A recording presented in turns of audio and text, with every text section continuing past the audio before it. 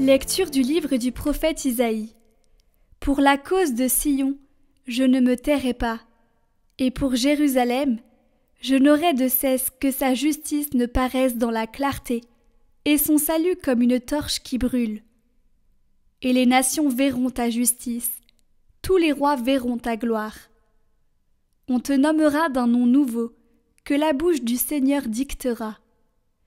Tu seras une couronne brillante dans la main du Seigneur, un diadème royal entre les doigts de ton Dieu. On ne te dira plus « délaissé ».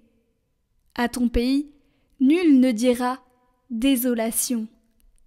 Toi, tu seras appelé ma préférence. Cette terre se nommera l'épousée. Car le Seigneur t'a préféré, et cette terre deviendra l'épousée. Comme un jeune homme épouse une vierge, ton bâtisseur t'épousera. Comme la jeune mariée fait la joie de son mari, tu seras la joie de ton Dieu.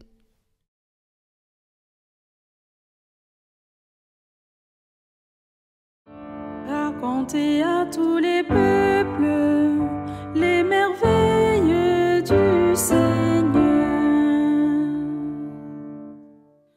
Chantez au Seigneur un chant nouveau. Chantez au Seigneur terre entière.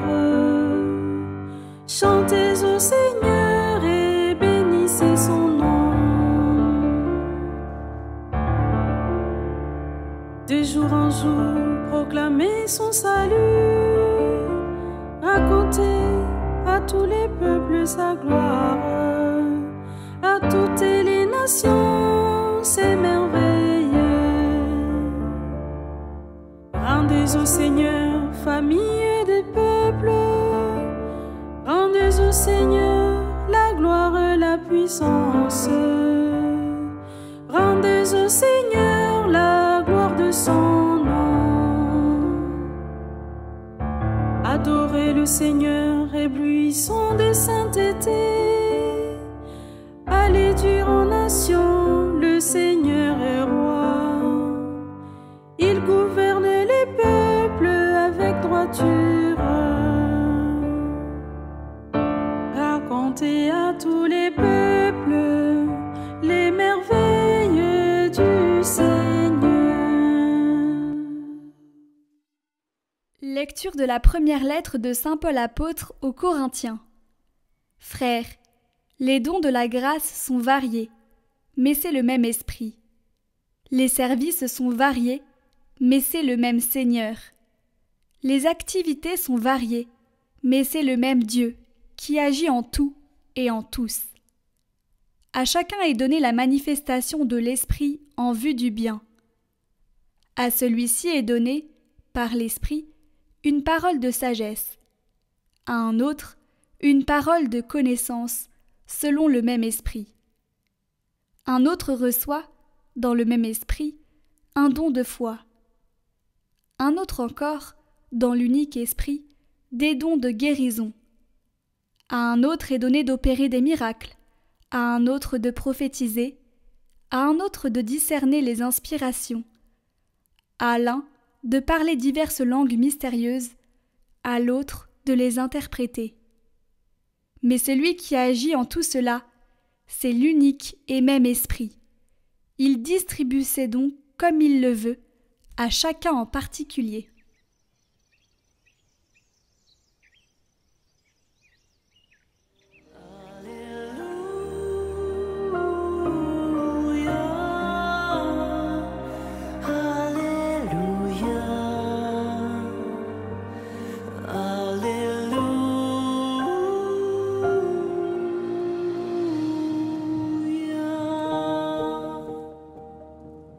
Dieu nous a appelés par l'Évangile à entrer en possession de la gloire de notre Seigneur Jésus-Christ.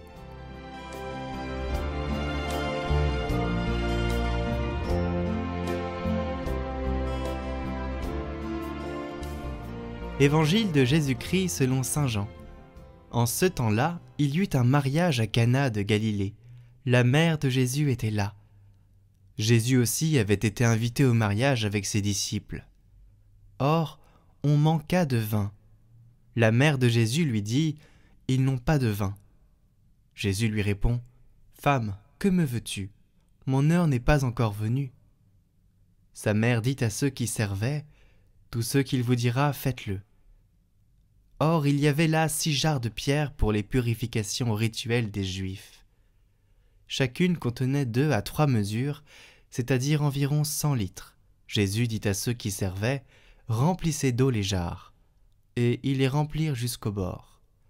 Il leur dit « Maintenant, puisez et portez-en au maître du repas. » Ils lui en portèrent, et celui-ci goûta l'eau changée en vin.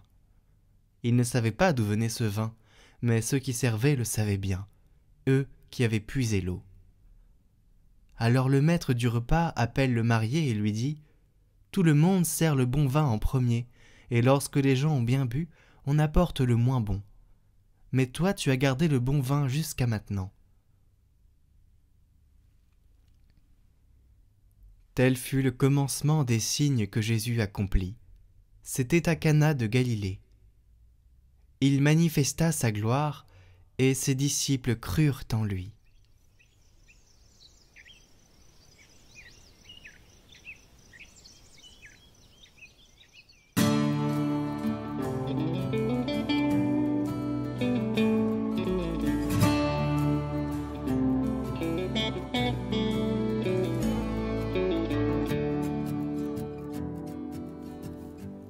Chers amis, savez-vous combien de miracles Jésus a fait pendant toute sa vie ? Vous ne savez pas ? Eh bien, moi non plus. Mais ce que l'on sait par contre, c'est que les évangiles, pour les 3 années de son ministère public, en ont retranscrit 35. 35 miracles de tout genre. Des guérisons d'aveugles, de lépreux, de paralysés, des multiplications de pains, de poissons, des résurrections de défunts, la marche sur les eaux en passant par la transfiguration, jusqu'à sa propre résurrection. Mais, pour son premier miracle, rien d'aussi extraordinaire. En ce temps-là, il y eut un mariage à Cana de Galilée. Et Cana, c'est le miracle des 600 litres de vin. Voilà qui semble un peu trivial pour le Sauveur du monde. Pourtant, selon saint Jean, il s'agit du premier des signes que Jésus nous donne.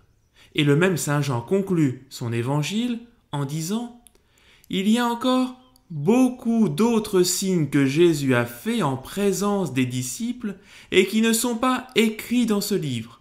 Mais ceux-là, autrement dit, ceux que j'ai retenus, donc y compris les 600 litres de vin à Cana, ont été écrits pour que vous croyiez que Jésus est le Christ, le Fils de Dieu, et pour qu'en croyant, vous ayez la vie en son nom. » Donc, pour comprendre ce qui se cache derrière ce miracle, je vous propose de mettre le couvre-chef de Sherlock Holmes ou la gabardine de l'inspecteur Colombo et d'enquêter de plus près sur cet évangile et de repérer certaines bizarreries.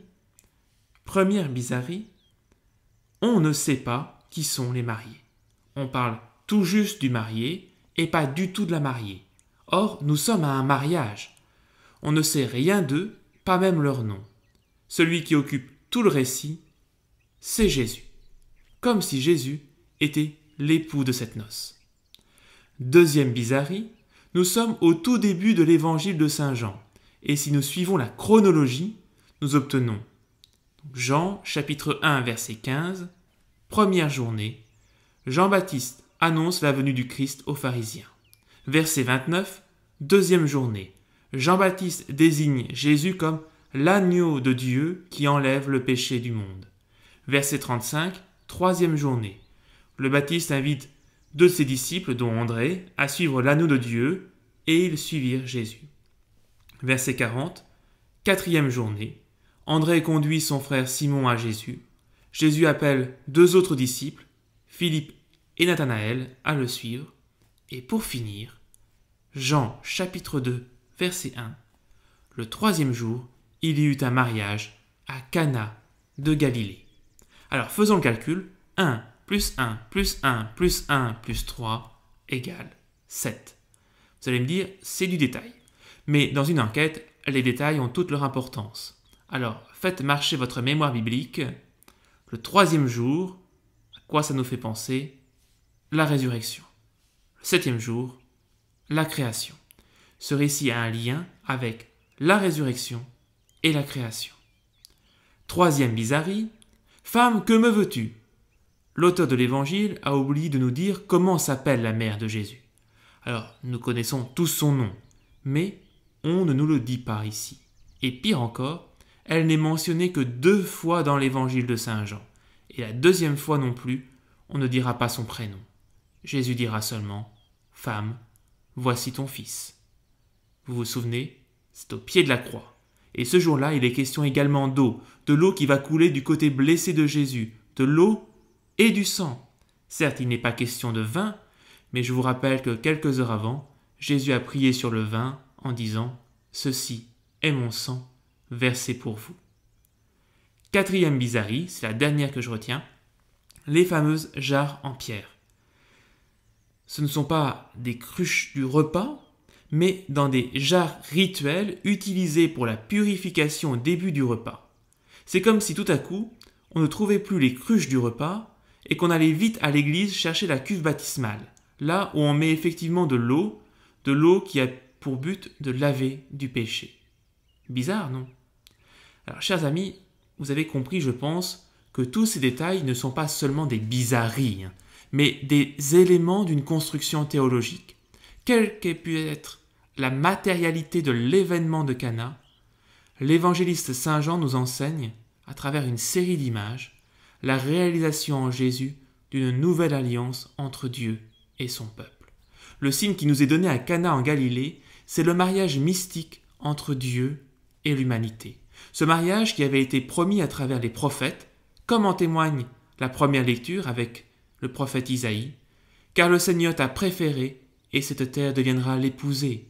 Comme la jeune mariée fait la joie de son mari, tu seras la joie de ton Dieu. Chers amis, Dieu ne s'est pas révélé seulement comme Père, il se révèle également comme un époux, plein de tendresse et de fidélité. Un mariage mystique qui passera par la croix, par le sang versé, par la nécessité du baptême, par une recréation, une résurrection de l'humanité qui est aujourd'hui pécheresse. Mais l'époux vient et par une alliance définitive, Dieu s'unit à chaque homme. Chers amis, eh bien, le croyez-vous vraiment? Si oui, alors je vous invite véritablement à prendre le temps de la prière.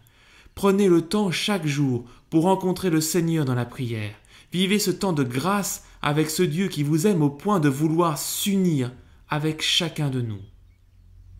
Et que la bénédiction de Dieu, Père, Fils et Saint-Esprit descende sur vous et repose à jamais. Amen.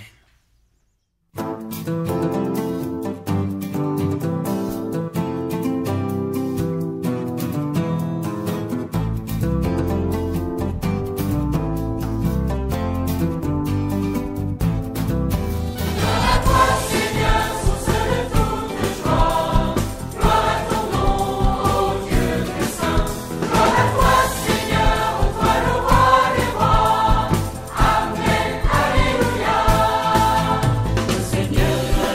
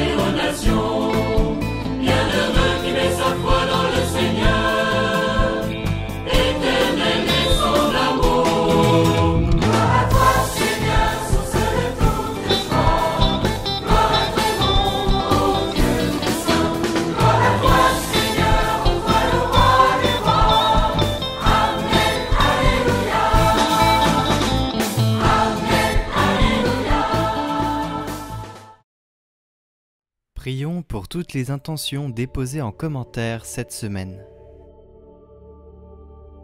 Notre Père, qui es aux cieux, que ton nom soit sanctifié, que ton règne vienne, que ta volonté soit faite sur la terre comme au ciel. Donne-nous aujourd'hui notre pain de ce jour. Pardonne-nous nos offenses, comme nous pardonnons aussi à ceux qui nous ont offensés. Et ne nous laisse pas entrer en tentation, mais délivre-nous du mal. Amen. Je vous salue Marie, pleine de grâce. Le Seigneur est avec vous. Vous êtes bénie entre toutes les femmes, et Jésus, le fruit de vos entrailles, est béni. Sainte Marie, Mère de Dieu, priez pour nous pauvres pécheurs, maintenant et à l'heure de notre mort. Amen.